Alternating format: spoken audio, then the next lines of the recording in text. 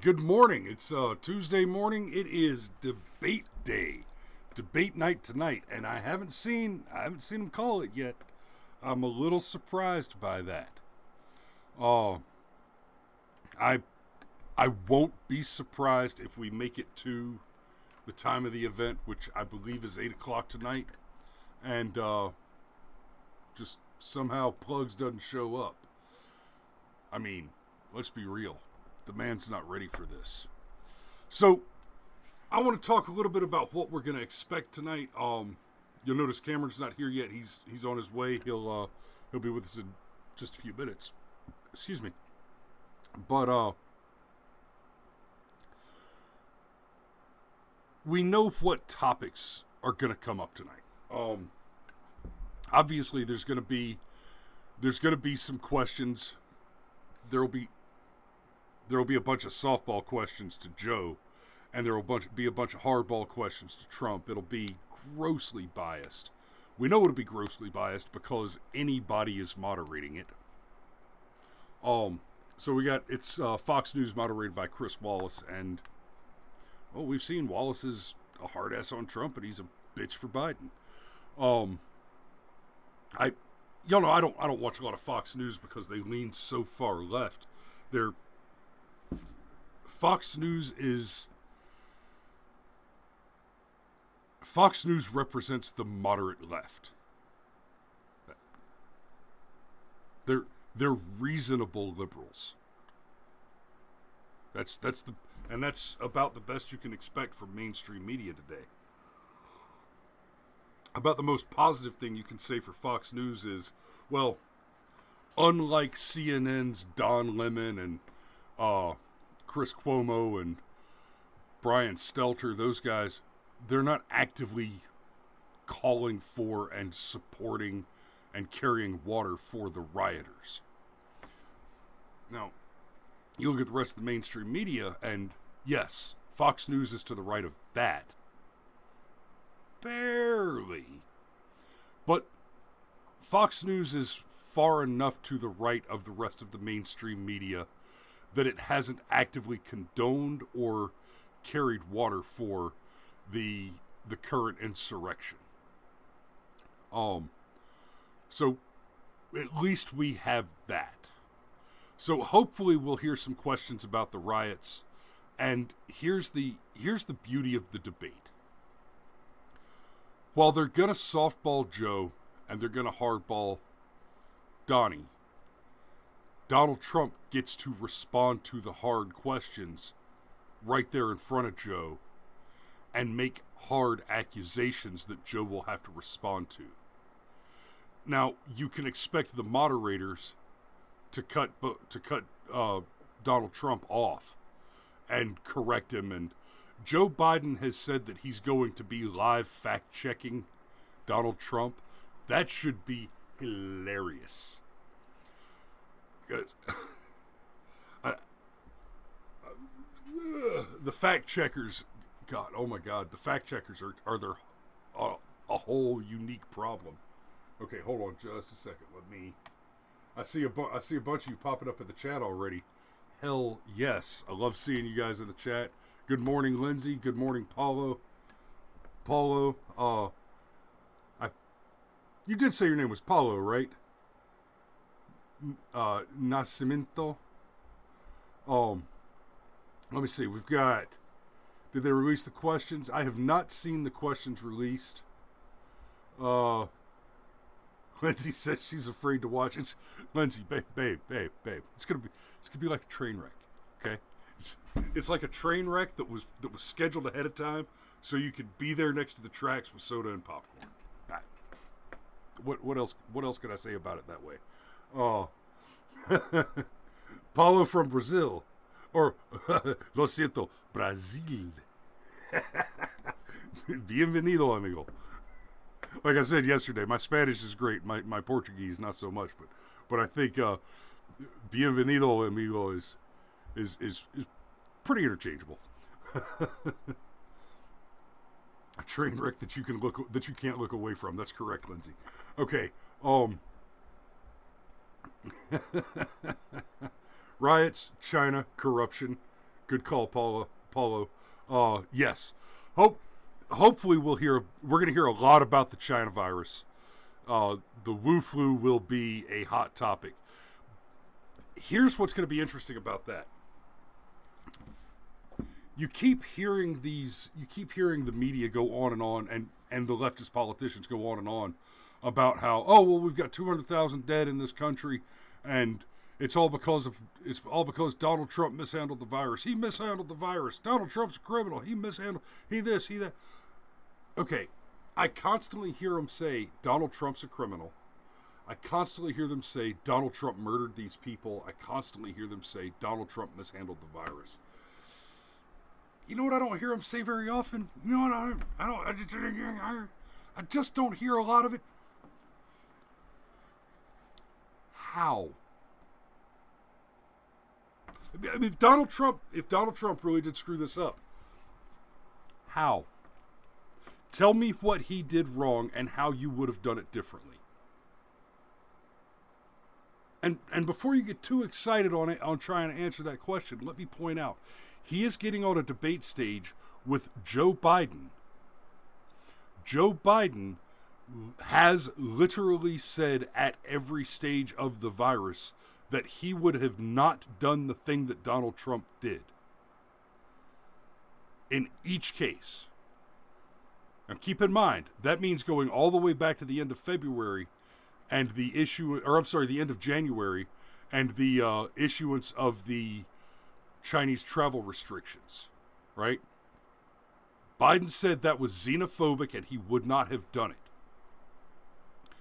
If that was xenophobic and Biden would not have done it, you've got to tell me what the alternative was. I wouldn't have done that because it was xenophobic. Oh, you wouldn't have taken an active measure to protect American citizens because you're afraid that somebody's going to think you're a racist.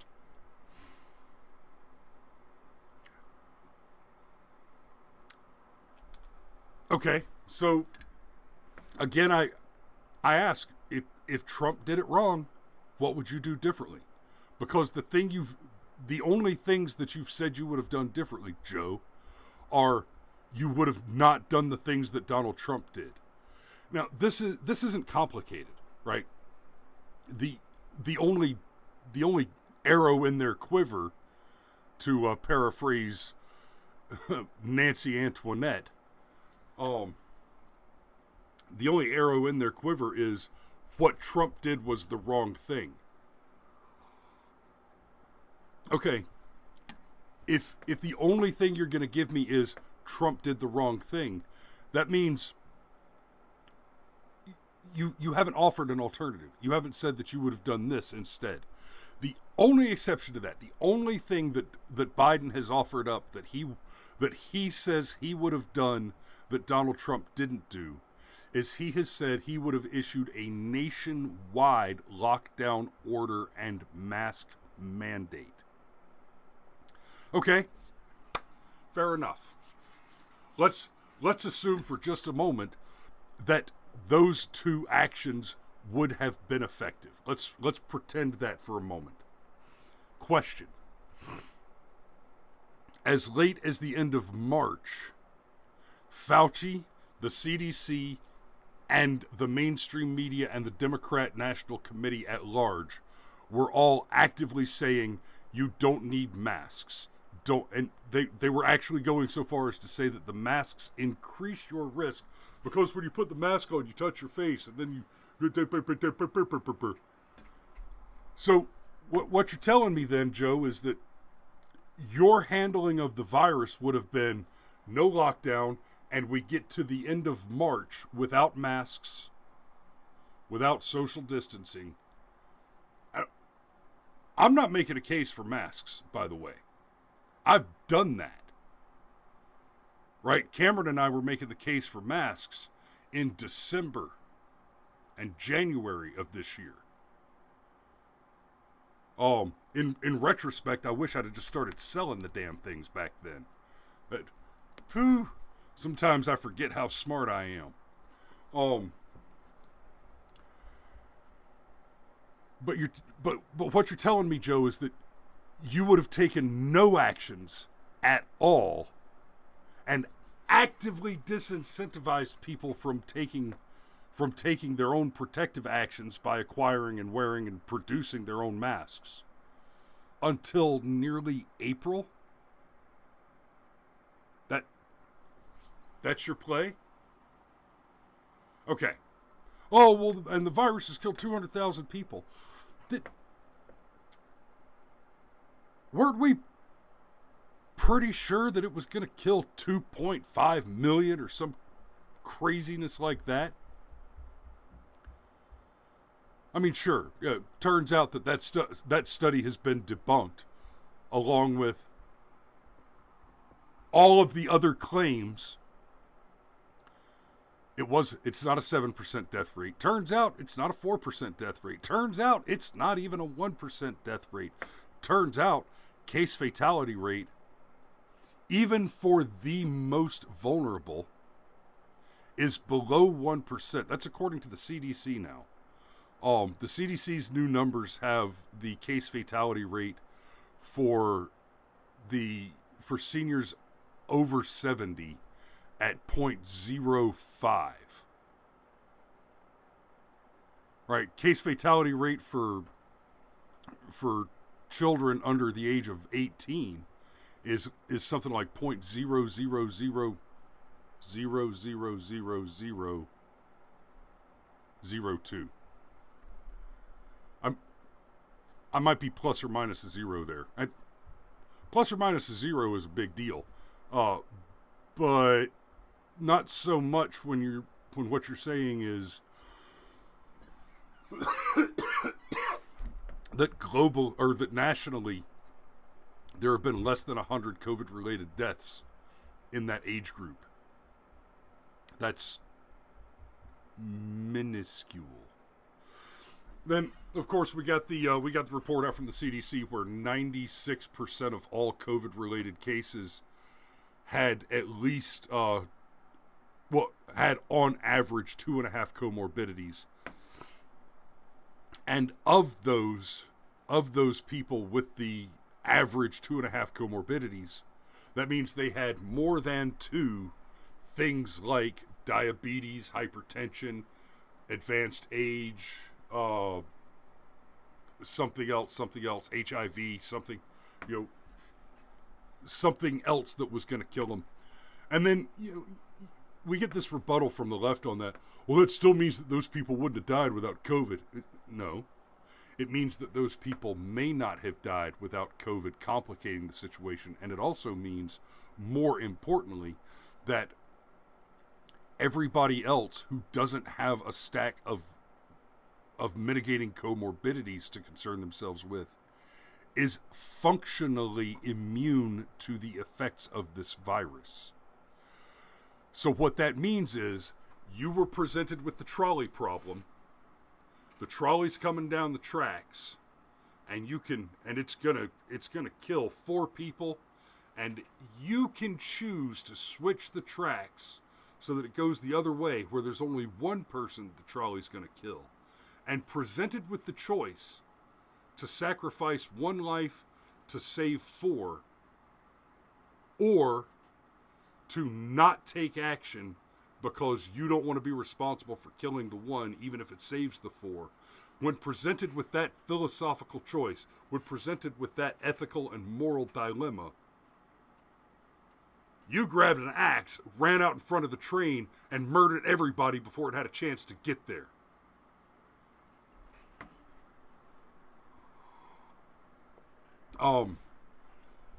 Lindsay says something about COVID or the common flu. So, okay, I'm not a virologist. I'm not an infectious disease expert.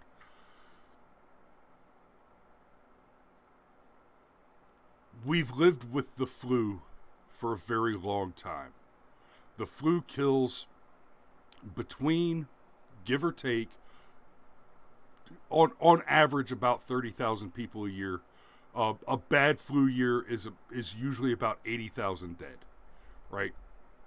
So 200,000 dead from COVID. That's a really bad flu season. Now, it is interesting that for some reason the COVID cases are just being counted through. It's like we've never counted flu deaths across multiple flu seasons. So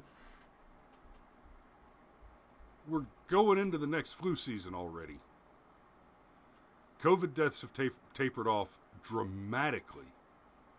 In fact, you've noticed, I'm sure, that you're not hearing them report on new COVID deaths. You're hearing the reporting on new COVID cases, which, by the way, includes counting people who get tested and show positive for antibodies, as in they have either already had the COVID and gotten past it, or they've acquired the antibodies through herd immunity. Both of those being counted as new cases is, let's be real. It's not an unreasonable counting. It's a fraudulent counting.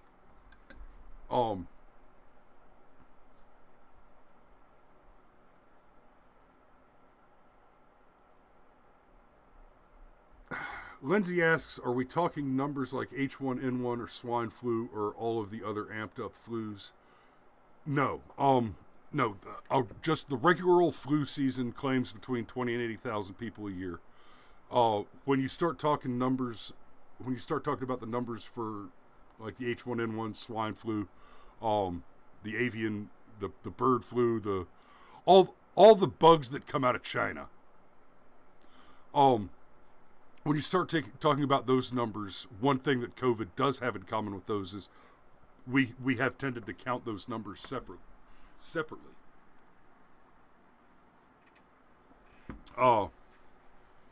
COVID is an amped up flu.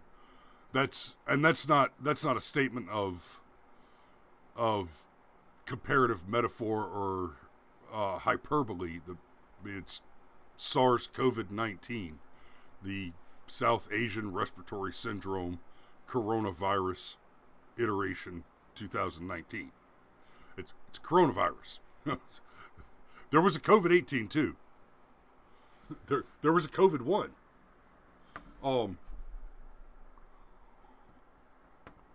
It's just the most recent mutation of that coronavirus. A coronavirus is a virus that primarily resides and infects through the nasal passages. It gets in deep. It's up in the skull, the corona, the crown. Okay, so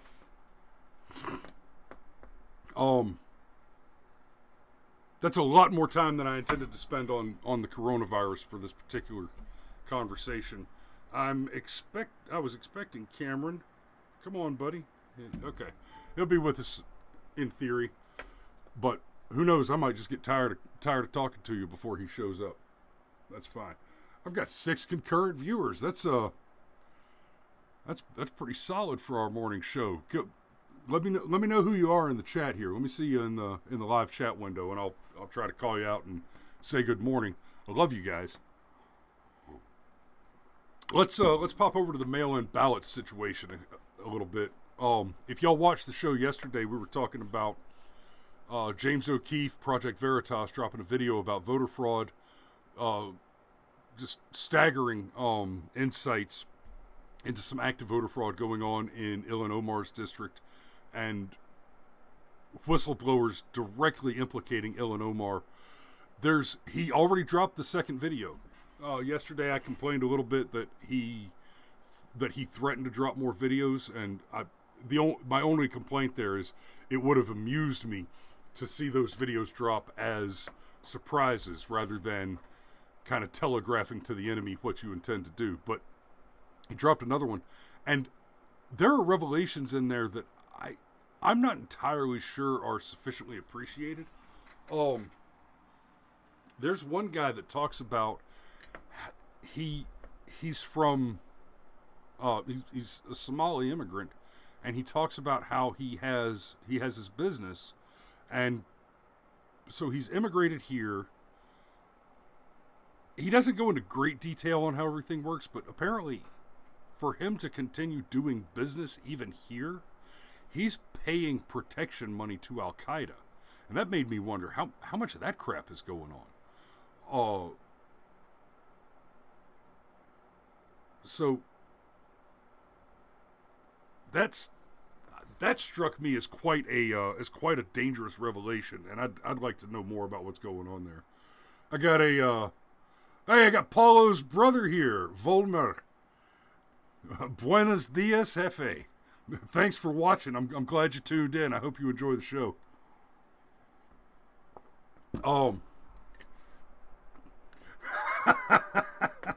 Lindsay says we're a dysfunctional little family. Yeah, you need to come down and see us again sometime, sweetheart. We miss you. I still owe you a commercial. I haven't completely forgotten about you. Anyway, so the new video details from Veritas. You've got people making explicit accusations against Ilhan Omar as the architect of this particular voting fraud scam. And they're talking about getting paid $3, $4, $5, in some cases $800 or $900 to vote. And they go even further.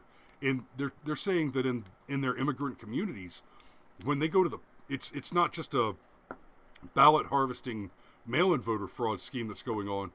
These guys, when they do go to the polls and vote in person, they're allowed to have an interpreter.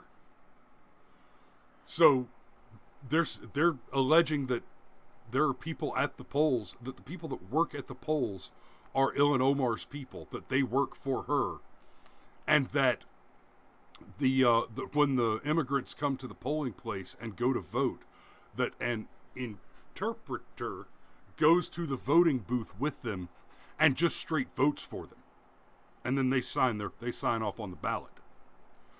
That's scary,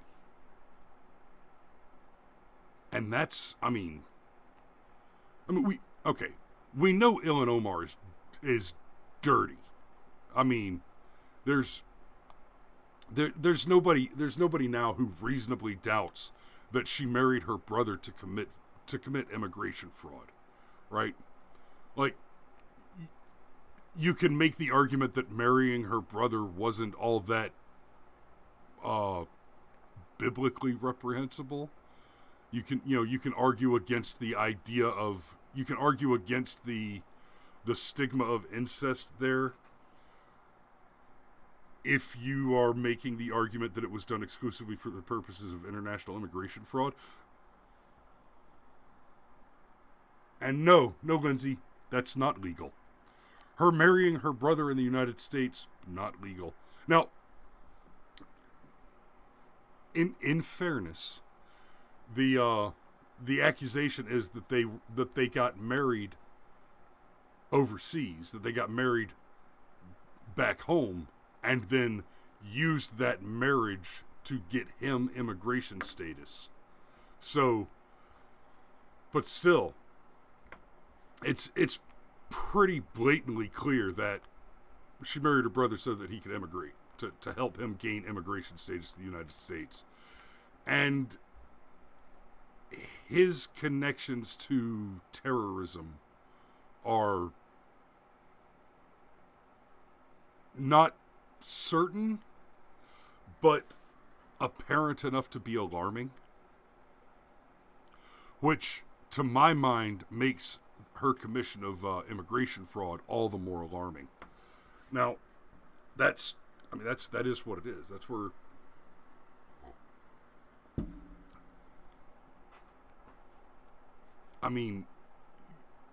part of the conversation on the debate stage tonight is going to go to mail-in voting.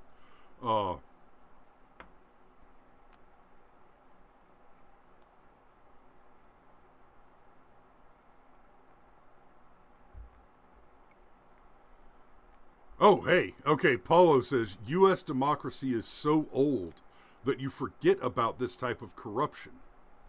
New republics like here in Brazil, this is very common. This is voter fraud 101. That's, okay, I'm glad, yes. I hope most of you have seen the film Gangs of New York. There's a great scene where they're dealing with the election for sheriff.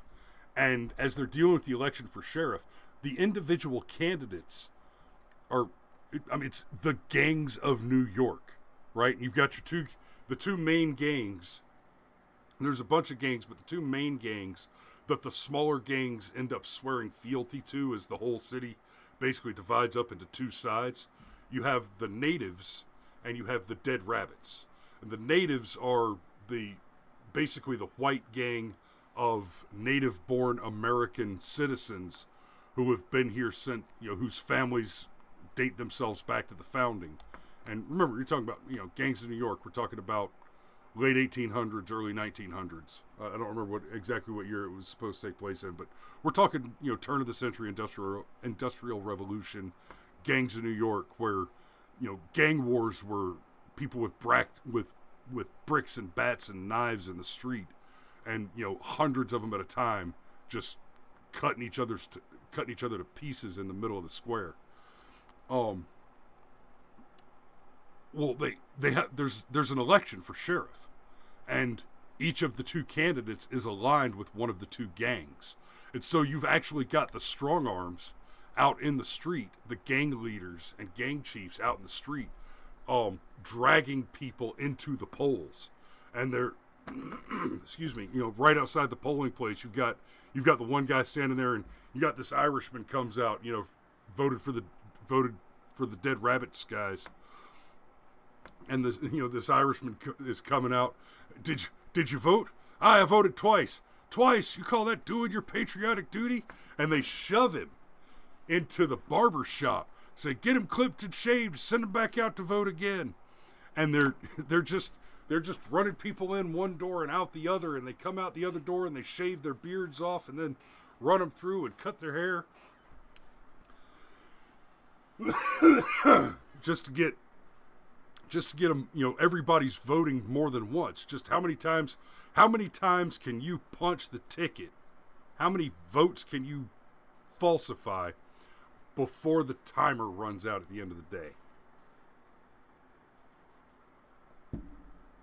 That's one of the reasons that Republicans are so keen on voter ID.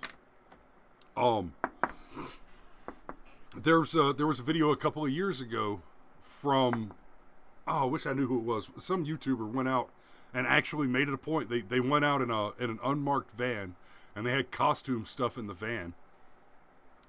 And let's be clear, what they did was a felony. They committed a crime. They recorded video of themselves committing a crime, and I fully supported it.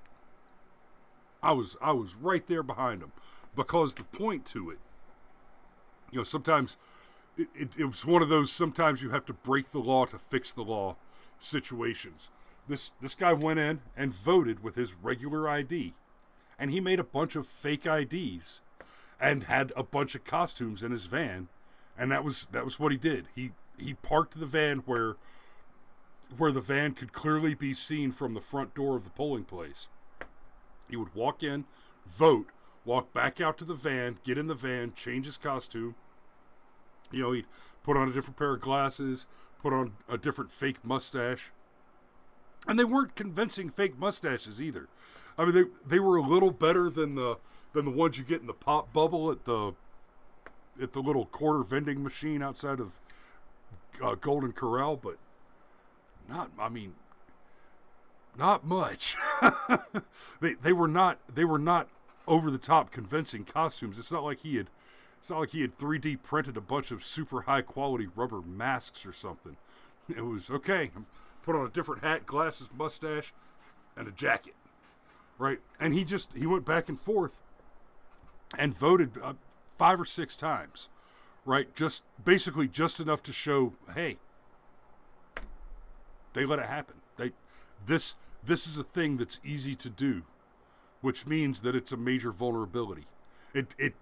That he was able to get away with it, and I'm sure he had to deal with some legal trouble later. I never followed the case up after that, but that he was able to get away with it so easily at least means that it's a vulnerability that should be paid attention to. But you've got all these sanctuary cities and sanctuary states like California and New York and Illinois, where they fight back against the idea of voter ID. And when you ask why, when you ask them why not have voter ID, the answer is always the same. And it's basically black people are too stupid to use the internet, and so they don't know where to go to get a voter ID, and then they don't have enough money to buy one anyway. And, like,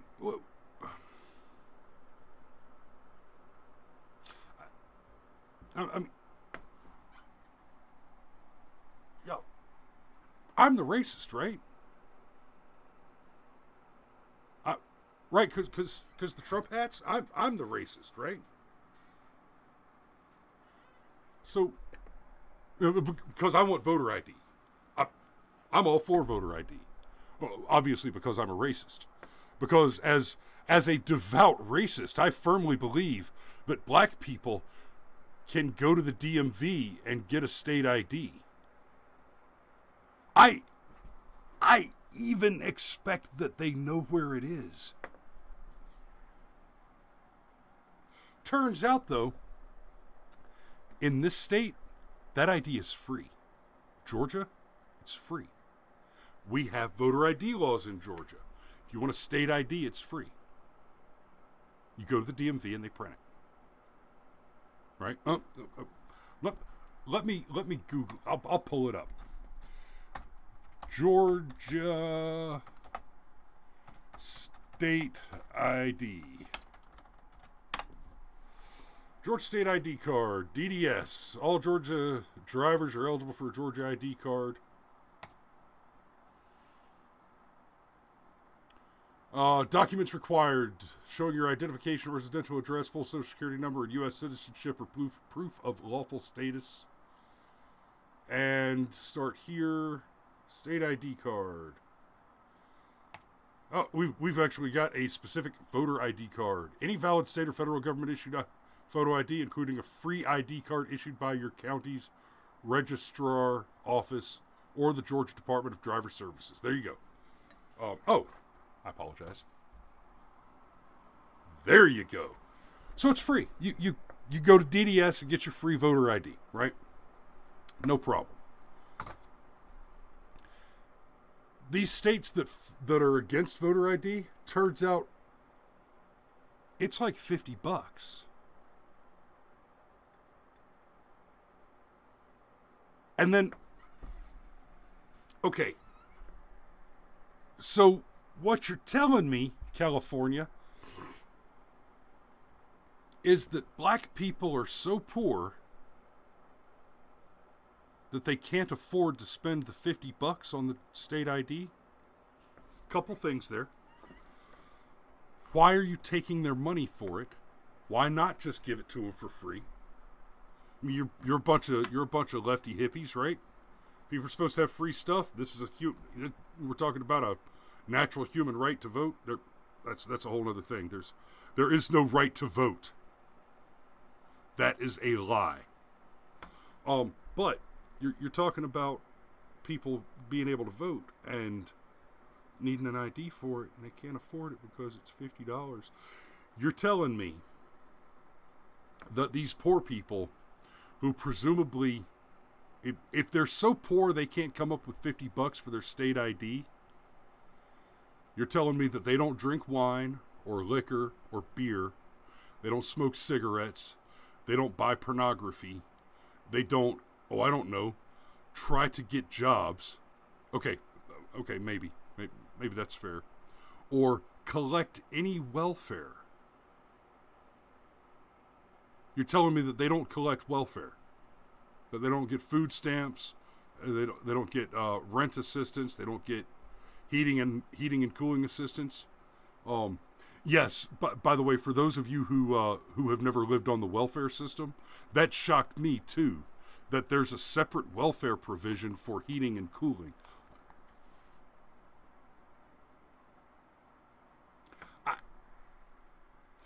I I have to pay to not just to keep useless people alive, but to keep them comfortable? Yes. Yes. You voted for Democrats for so long that the disposable income of the average welfare recipient is higher than the disposable income of the average income earner. Yes. Hey, St. Michael's here. Welcome, brother. Good to see you. I'm up to 9 concurrent viewers. Holy shit. I know. I'm no Crowder. Not yet. But if all 9 of you share this video, share the shit out of it, that'll help. Oh. Okay.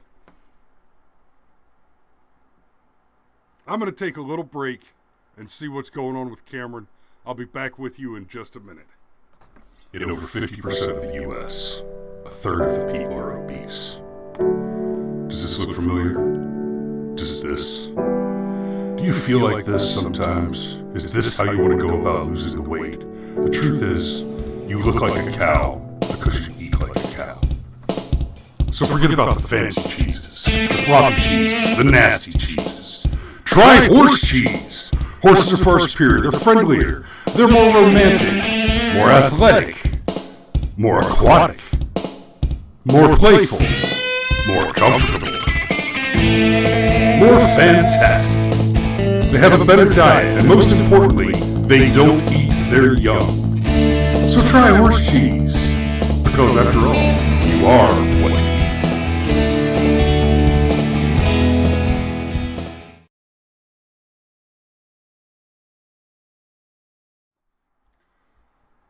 Ah, yeah. So, word from our sponsors. Really, that was just so you didn't see me walk away to get more coffee. So, I need to make some more of those commercials. I've only got the 2 right now.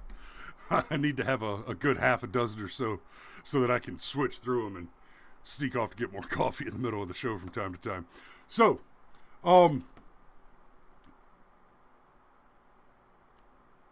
yep, there's Lindsay. Literally exactly what I was thinking. Lay off the smokes and beer for a few days, and you'll have $50. Yeah. Joe Biden recently met with the governor of Virginia who has COVID, so Joe can't show up. You know, okay, St. Michael, I'm glad you said that. There has been an expectation that there was going to be some excuse made. Joe's been exposed to COVID or exposed to someone who was exposed to someone who was exposed to blah, blah, blah, blah, blah. Here's the thing with that. What they want is not to prevent Joe Biden from being on the debate stage. What they want is for Joe Biden not to debate. The arguments for this largely have been, well, Donald Trump's just such a liar. You can't play the game with somebody who doesn't play fair. Isn't Biden one of the 2 guys that told us we could keep our doctors? Hasn't Biden been busted for plagiarism like 5 times now? And not just general plagiarism, like stolen whole speeches and passed them off to be his like political campaign speeches and accepted speeches. I mean, the man is a serial plagiarist.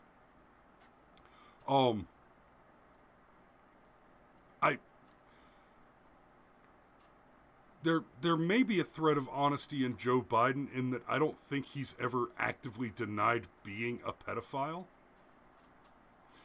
But, I mean, Biden said he wouldn't have done X, Y, and Z for COVID. Okay. COVID is not the healthcare system. Okay? Well, if you repeal Obamacare, what are you going to replace it with? Not cancer? If you manage to remove the cancer, what are you going to replace it with? Not cancer. You know, oh, I've been shot. Oh, hey Doc, what are you going to replace the bullet with when you get it out? With not bullets. Oh, hey, look, we've got an incoming call.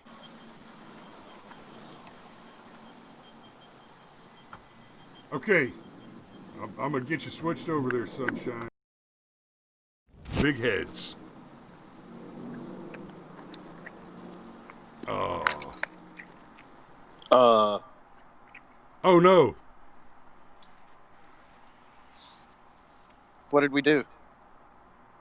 We're hanging up.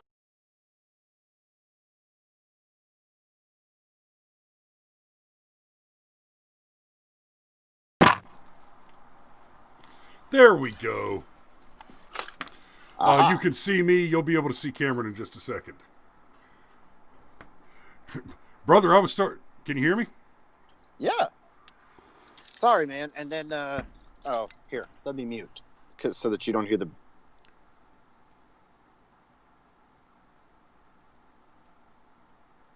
What?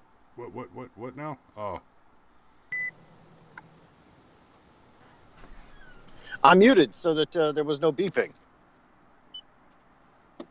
I see. Oh, I got you. Okay. So how many rabbit holes did you go down while I was getting some stuff worked out at the office? Let's see. How do I best say that? Oh, I was here. Okay, fair enough. So what have we covered? Catch me up real quick. I don't want to. Basically, we've been talking about what you and I talked about. Just what do we expect from the debates? We've also covered. Remember yesterday we had a new guy with the username family Paijao Nascimento. That's Mr. Paulo. Well, Paulo's brother. Sorry, brother. Volmer. I guess. I think it is. Volmer has joined us as well. And today, my friend, we've got 10 people watching actively right now, including Oh, excellent. Lindsay, So we should Slav and Saint Michael, and let's just tear into it. So we're expecting. Oh dear, that's an orange cone. Yep. I'm multitasking.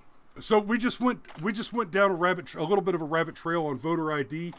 Talking. Lindsay says we've been down all the rabbit holes. She's probably right. You have a tendency to rabbit hole, sir. It's amazing that a 300-pound man can fit in all those cracks and crevices. Yeah, about that, I do have an active goal to get back down to 300 pounds. Okay, so what do we think is going to happen? At $3, I'm svelte. I still think that there's a really good chance that at like 5 o'clock this afternoon, one of Joe Biden's inner circle tests positive for the Rona. Oh, we were actually. Hey, Alex, and we just hit 11. How you doing, my brother? Oh, so Alex, you managed to come in just in time for this. Paulo, no. Damn, somebody just said. Oh, Saint Michael. Saint Michael had just pointed out that Joe Biden recently met with the governor of Virginia who has COVID, so Joe can't show. That's what we were starting to get into. I was starting to talk about, and I was pointing out it's not sufficient for their requirements that Joe be unable to get on the stage. They need to make it so that Joe cannot debate at all. So it'll have to be that he's sick and just can't do it. I don't think they're going to cancel it now. I did harbor the expectation that the debate would be canceled. Previously, that's an expectation that I held, but I would actually be surprised. I think I would actually be surprised now to see it get shut down this late in the game. My thought on it has always been, and credit where credit's due, Alex actually made the joke last night on Polytech about somebody's going to come down with the Rona at the last second. Yeah. But no, I don't think they'll cancel the debate. I mean, they'll say, "Oh no, we're still going to have the debate," because really, they've just got to get Biden through one debate, and then they can go, "Man, Trump was such a cock knocker. We're just not even going to show up for the other ones." I mean, that's literally all they have to do, because the bar for Joe is so low. Because at this point, do we think he can do 90 minutes solid without fucking up? No, I don't. So that's all they got to do is get him through the one. And if they can stick him in the basement and have people off to the side, making sure that his teleprompter works so that he doesn't do this and give the game away, well, yeah, that's my current operating theory. Because if it's legit ass Joe Biden on stage for 90 solid minutes with no commercial breaks versus Donald Trump, I don't see how Trump loses that. No, he can't. And to your point about the, oh, well, he was just such a jerk, we don't want to do another one. They're not going to be able to play that game. Once the debate is over, that will be seen as a sign of weakness. That'll basically be seen as admitting that they were beaten.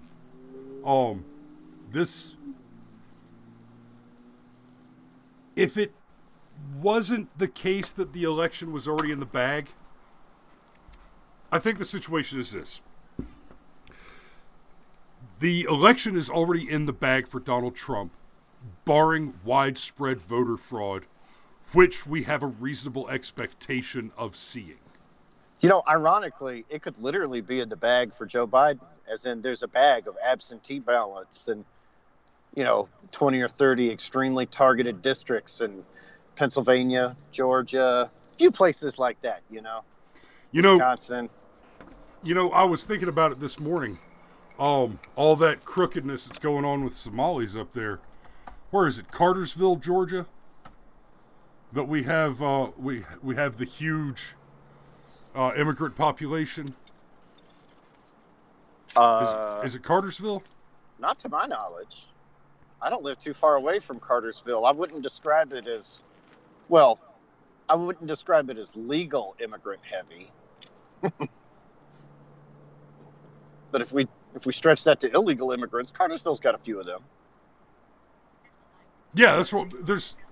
Basically, there's it may not be Cartersville, but we do have like a big, basically refugee community in Georgia, and it would interest me.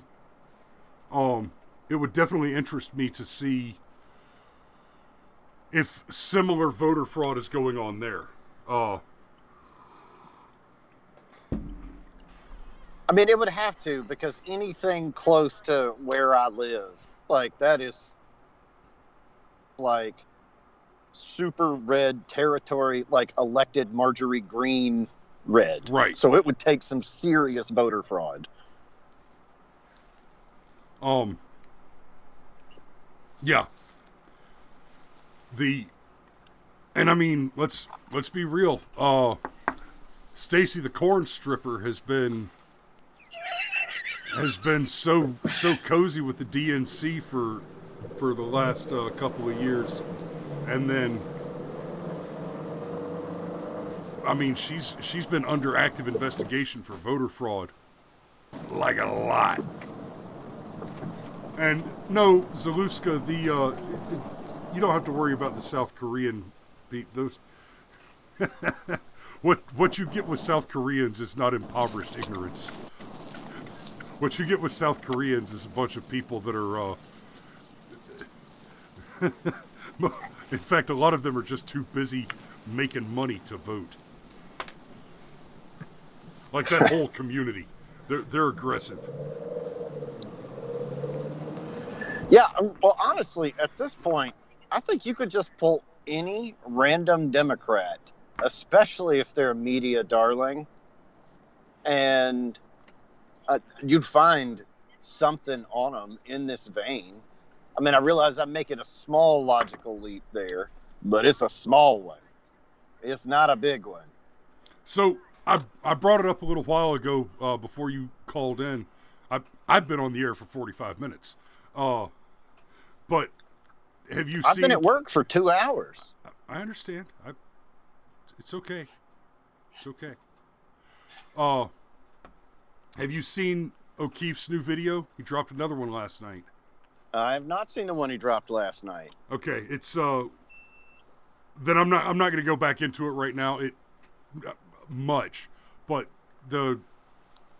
they talked about the actual amounts of money.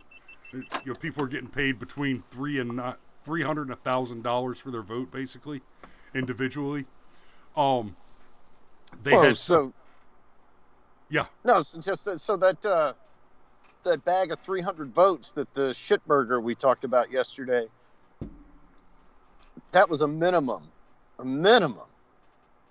of 300 times 300. I mean, that was what? How many thousands of dollars worth of votes there? 2,700? No, 27,000? Three times? More. No, I've got it all backwards. Yeah. 9,000. Whatever. Anyhow, several $1,000s right there. So when he was saying, if you got money, you get votes. Hey, Danielle's here too. Good morning, sunshine. Yay! She gave me chapstick kisses for my birthday. I was like, man, I'm glad I don't live anywhere near your boyfriend.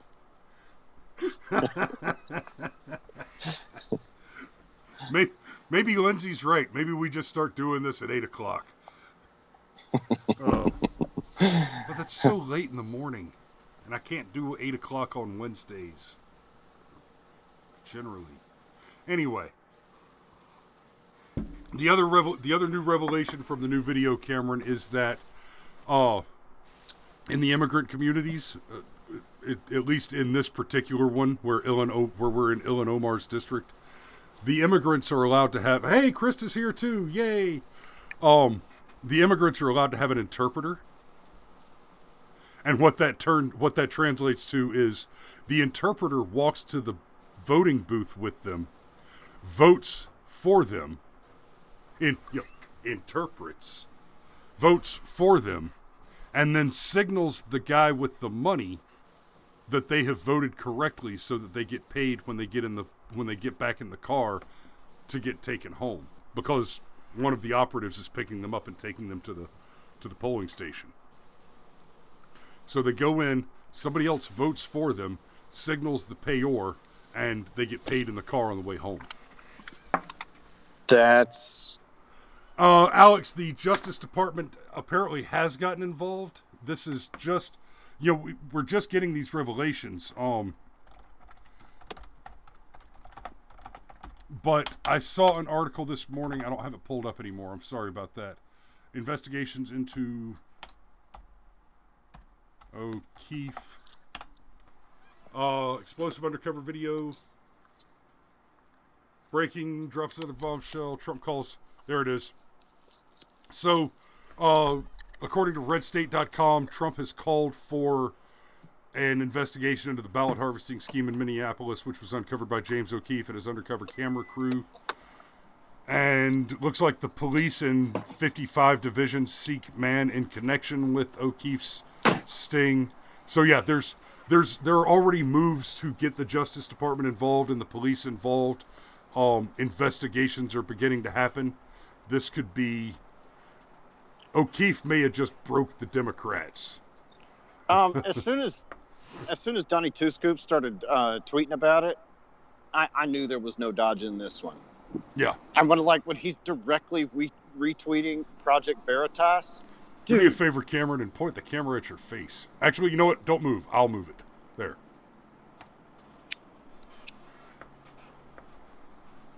Yeah, but as soon as he started retweeting Project Veritas, and by the way, wouldn't it just be amazing if we could get retweeted by the president?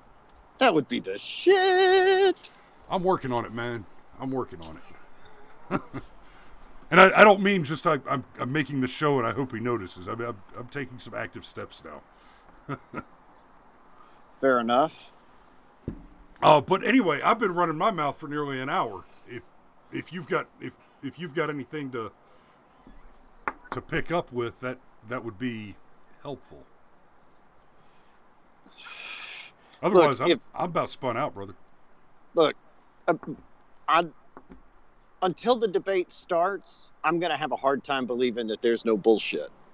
And even after the debate starts, I mean, with all that plastic surgery and shit that Joe Biden's had and the fact that he's already got a rubber face, how hard would it be to hide a microphone on him somewhere so somebody could feed him answers? I mean, it can't be terribly difficult to squish a microphone into a butterface. So even if the debate happens, the one thing that I wanted to bring up, I've been in stitches over Trump insisting that Joe Biden take a drug test before the debate to see if they give him Adderall or something to make him make it all the way through. Ooh, that's God, that's going to be the thing that I miss the most about Trump not being president. I think they ought to anymore. just walk out on the stage and there's just a stool in the middle of the stage with 2 piss cups on it. They just walk up and eyeball each other and both just whip it out, piss in the little cups, and then get to work. Start doing the debate while a nurse comes out and picks up the 2 cups and walks off stage with them. But otherwise, this debate actually happens. I mean, yeah, I think we're there. I mean, I think if they were going to actually cancel it, that it would have been done already. Now, we've heard over and over again from the lefties and the mainstream media, and even from Biden himself, and especially Kamala, that basically Biden shouldn't debate Trump because Trump's just going to lie. And I was just getting into the fact that Biden's a career politician. I mean, a serial plagiarist and a longtime liar, and has said that he's going to be actively fact-checking Donald Trump on stage. And I'm like, what? Okay, I got some questions. No. Is Biden just going to have like he's going to have a laptop up there so that he can Google stuff? Because no. And as far as that goes, where's the lie? I mean, this idea that Donald Trump lies all the time it's not true. Yeah, we talked about this before. He's a bullshitter, not necessarily a liar. Like he'll go off half-cocked, and if he ends up being wrong, he's wrong. But that's not plagiarism. I mean, plagiarism, that's... So here's my prediction. All right? When Trump wants to move in for the kill, he's going to bring up Hunter. Yes. That'll be the kill shot right there. The uppercut, as it were. Okay. Let's talk about Trump lies for just a minute here. So here's the article from Forbes. Trump is lying more than ever. Just look at the data from... Oh, Jesus. You and your Stop moving. freaking ads. Not you, the ads. Oh. Okay, so this one's from May. But the guy's David Markowitz. I am a professor studying the psychology of language and technology. Oh, are you now? That's cute. All you need is I'm a an bunny academic suit. who cares deeply about how lying affects communication processes and social relationships. Okay, so a few prolific liars in social circles. And then down here is he says, I've evaluated Trump's 18,000 reported lies. And here's the list of false or misleading claims, right? Or, oh, you son of a bitch! He just linked to another article. He didn't link to the list.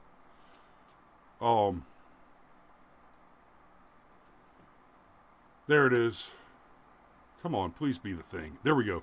Trump claims we built the greatest economy in history, not only for our country but for the world. We are number one by far. Okay, that's listed as a lie that he has repeated 360 times. So, right there, let's assume for just a moment that this is in fact a lie. that the statement, "We built the greatest economy in history, not only for our country, but for the world. We are number one by far." Let's assume for a moment, let's be charitable and assume that that statement is a lie. The Washington Post is reporting that Donald Trump has made 20,055 false or misleading claims in 1,267 days of his presidency. This one lie, so-called, accounts for 360 of those claims. So you're telling me, right off the rip, I can already point to the framing device. This headline is false. This headline is a lie. Well, yeah, man. Stats don't lie, but liars use stats. Right, so you're going to tell me that, okay, let's see. There's 360. The most repeated claims. This next one, and we're also on the southern border, as you know, the wall is going up. It's going up very rapidly. We're at 182 miles. And then the fact check, only 3 miles of the border barrier being constructed by Trump close off parts of the border that did not previously have a barrier. The rest of the new construction is replacement fencing. The wall, as promised, will not be completed by 2021. Repeated 261 times. Okay. My job was made harder by phony witch hunts by Russia nonsense. I'm not even going to read the fact check. You got 227 times. I think that's enough examples to make No, the point. it's not. It's not. We've done a lot. The largest tax cuts ever. 221. Okay, I got 360, 261, 227, and 221. The first four claims, the first four statements that the Post claims are lies, account for 1,000 of the total attributed, quote, lies. When Hillary Clinton claimed that she won the popular vote, more than 50% of all votes for Hillary Clinton came from 3 or 4 sanctuary cities. How does that constitute the popular vote? Not nationally. That's a lie.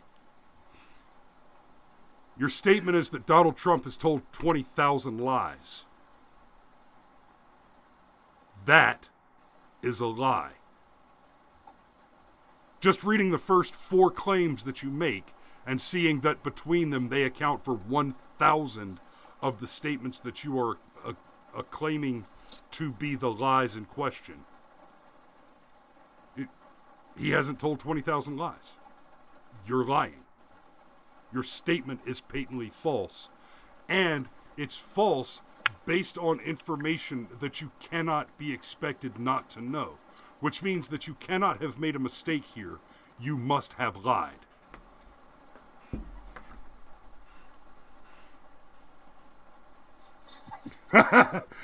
Alex comments, all it took was one phone call from Drew for you to shut down the phone lines. That's cold, brother. Oh. That's cold. Oh. I wish you were wrong. Oh, no, we love Drew. Come on now. We do.